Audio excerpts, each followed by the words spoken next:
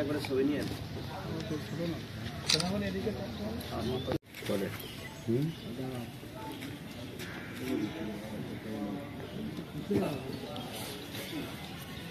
আপনার বলে সামনে যেতাম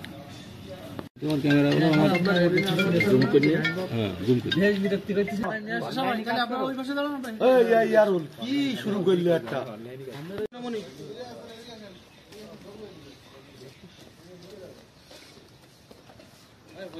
হয়নি আর কি হাতে বাইক রাইড কি শুরু করব আচ্ছা গত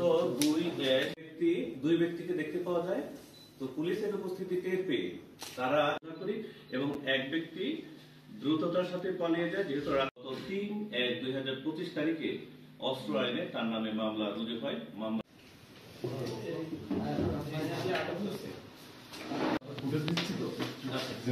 ঠিক আছে